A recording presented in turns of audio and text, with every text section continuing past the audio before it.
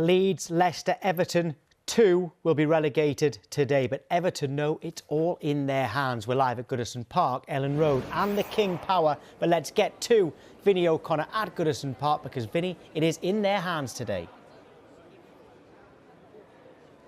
It is in their hands, and I suppose that's where some of the pressure comes as well on this Everton side. Alongside me is Sky Sports' Jamie Carragher. And Jamie, you remember what it was like as an Everton fan back in 1994, that day where they stayed up against Wimbledon. So you have a lot of empathy with the fans today, I'd imagine.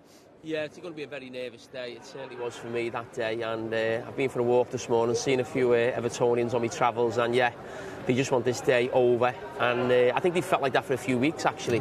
Just want to see us now out the way, and they want to know one way or another whether they've got Premier League football next season. Can you sum up what that feeling is like, though, when you arrive at a football ground on a day like today, knowing that the fate is in your own hands, but as a fan being powerless to do anything about it, really? Well, I think a couple of other occasions Everton were in this position, you know, it wasn't in their hands, so they were relying on other teams. So this is slightly different. I mean, in some ways you're coming up against a team who, you know, if you could hand-pick one or two teams to play in the last game of the season to make sure you stay up, I think Bournemouth would be one of them. No disrespect to them, but you know, they've had a great season, but you know, their season's done now, and you know, I think Everton can take advantage of that. You said about Everton Football Club earlier this season that it was the worst run club. Have you seen anything in the months since saying that to have changed your opinion? No, it is a poorly run club, and I do believe no matter what happens tonight, I think there's obviously got to be changes at boardroom level, and they've got to be announced tomorrow morning. You know, no matter what the league Everton find themselves in, it looks like there's going to be a different ownership very shortly. It looks like Mashiri's going to get out. He's put a lot of money in. It hasn't gone well for him at all, but it may be difficult for him to, you know, tell certain people who've ran the club for a certain amount of time, Bill Kenwright, Denise Barrett-Baxendale, maybe to move on. But I think with new ownership that will happen. I think those messages need to be sent to the supporters tomorrow morning, no matter, as I said, where they find themselves. We talk about getting things right off the pitch, but on the pitch is where the real substance to a football club is, and it's how you grow your football club. And for all the millions that have been spent, we've seen a squad that has 6 centre-halves, and then you look at the striking options that Sean Dyche has to pick from. Well, Dominic Calvert-Lewin's injured, and obviously after that it's Neil Maupay or Ellis Sims, or you play a winger up top in Damari Gray. Well, you think of how much money Everton spent, and you know the makeup of the squad quality-wise, but also in terms of numbers in certain positions. I mean, it's all over the place, and that just basically tells you everything you need to know about where Everton have been in these sort of last 5 or 6 years under this ownership. But as I said, we keep talking about the board, the ownership, and in some ways Everton's players are getting away with that.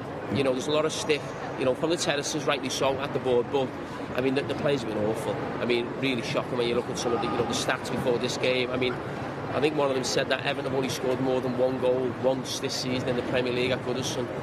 And you know, that's why supporters are coming here with trepidation today, because of stats like that. It shouldn't. Everton Football Club should never be in this position, and they've been in this position now 2 seasons running. Even under Sean Dyche, they've only scored 1 goal in their games at Goodison. They haven't scored more than 1 goal in their games at Goodison Park, and they've lost 3 on the bounce at Goodison as well. No, listen, the way Sean Dyche has set Everton up, and I can totally understand why he's done that, is that most games are going to finish with a 1-0 win, 1-0 defeat, or a 1-1 draw. You know, the games are going to be incredibly tight, but he had to make them a little bit tougher to beat. I think he's done that. I think he's on more than a point a game, and you know that could see them through. I mean, they're in a great position in terms of the other 3 teams down there, and that's the position most teams would want to be in today. But as we've seen in the past, that can go horribly wrong. How does he get a performance out of this group of players today then, particularly as well? I mentioned the injuries, obviously Dominic Calvert-Lewin missing, and problems at full-back as well with the absentees there. Well, I don't think Everton are in bad form as such. I think you look at some of their away performances, obviously Brighton's the standout one, but even going to Leicester and Wolves, you know, yes, they scored late on, but in the first half, I thought they did okay in that game. They've played Man City here. It was always going to be a tough game. So I don't think they're actually in as poor a form as, say, Leeds, who are watching right now, and Leicester. I think they're performing a lot better than them, so that should give them huge confidence going into today. I take it as well, though, you like Sean Dyche, and you don't hold with the view that Bournemouth will just turn up here and be relatively straightforward for Everton to get past. Well, we always talk about the team being on the beach now, or have got nothing to play for. Now, sometimes does that make a team more relaxed?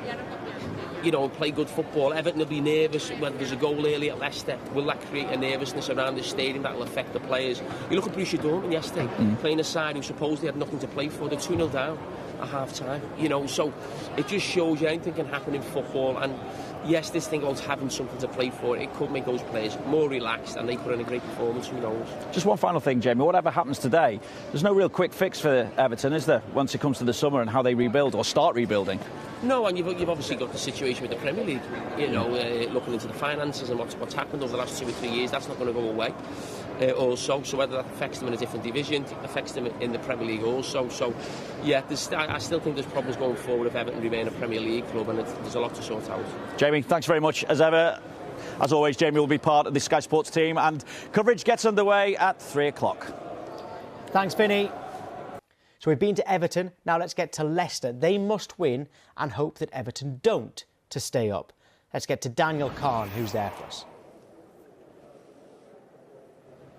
Yeah, afternoon, Tom. As you mentioned, a huge game for Leicester. They have to do their business here against West Ham, but also hope Bournemouth can do something against Everton, whether that's a draw or a win there. To go through this game, though, here at the King Power, I'm joined by Sky Sports pundit, former Leicester City striker Alan Smith.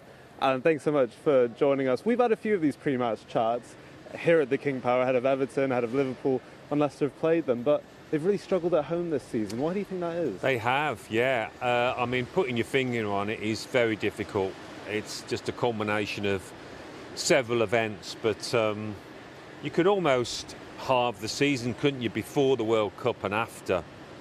I mean, they beat West Ham at the London Stadium, didn't they? And that was the fourth of 4 wins in 5. That's it, at that time, in November, I think it was. And after Qatar, you know, they've hardly been able to manage a win.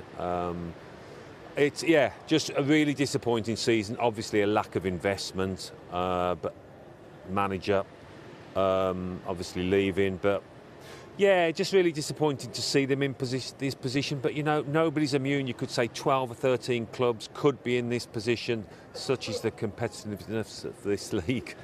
And it's come down to the final day, Alan. And for these Leicester City players, they obviously have to do their job against West Ham, but hope in the Everton game that Bournemouth can do something as well. If you're a player, though, here at the King Power, what are you thinking going into this one? You're just thinking, let's win it and ask questions later. And obviously, messages will come through and the fans will be transmitting it to the players. And obviously, if a big roar goes up, the players get a lift because they know maybe Bournemouth have scored. It's going to be one of those afternoons. And if you hear a few groans and sighs, then they think it's not great news from Goodison. But you've got to try and focus on the job in hand because things can change. We've seen that so often on the last day. They've got to, you know, they wouldn't forgive themselves if Everton only drew or lost and they couldn't win this match. So they've got to try and take the 3 points off West Ham. It's an interesting point you make there about the impact the fans can have. When I spoke to Dean Smith on Friday, he said that for him it's quite easy to mute out the fans and what's going on in the other games. But as a player again, how much can that impact, hearing from the fans what's going on in the other games, whether positive or negative? Yeah, I mean, I think normally you can shut out the fans, but somebody comes and takes a throw in here and they're shouting the scoreline from Goodison Park. You can't ignore it then, and then that player might go and tell his mates, oh, by the way, Bournemouth are 1-0 up. You know, it could be that sort of situation. So it is a little bit of a standalone game, a separate situation to what it would normally be. And just finally, Alan, we spoke about the challenging Leicester home form this season. So what do we need to see from them today to really put that right and put in a performance that the fans can get behind? Listen, they've got talent going forward, haven't they? Madison started on the bench at Newcastle, as did Harvey Barnes. You'd expect them both to be involved with one of Vardy or Iheanacho, you'd imagine, probably not both of them. They've got goal scorers in there. They've got players that can change the course of a game. They'll be hoping that West Ham have their eyes on that European final. But yeah, there's goals in this Leicester team, and if they can have that bit of luck and keep a clean sheet, that bit of luck they did at Newcastle and keep a clean sheet, then who knows, they might be able to nick it. Alan Smith, thank you so much for joining us. You can catch Alan on Sky Sports coverage, and Tom will have to see if Leicester can provide another miracle. They did it 7 years ago when they won the Premier League title, and now we'll see if they can stay away from relegation. Thanks, Daniel. Yeah, I think the biggest miracle would be Leeds, though undoubtedly in the toughest position today. They've got to beat Tottenham and hope Everton lose and Leicester don't win. Tim Thornton, it would be a great escape if it happens, but it looks very tough.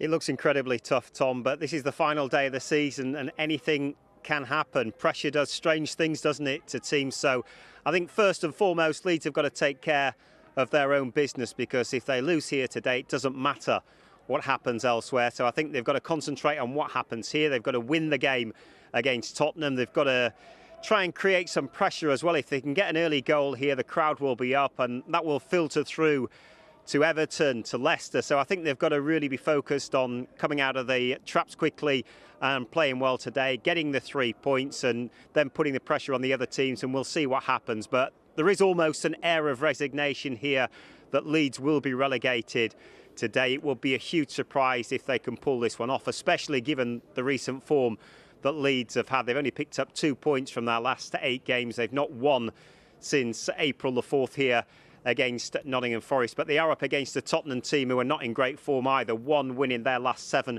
Premier League games. Leeds will take a little bit of inspiration from the final day of last season. They won at Brentford to stay in the Premier League. There were huge celebrations that day. You might remember Rafinha in with all the supporters. The celebrations went on long into the night when Leeds stayed up a year ago.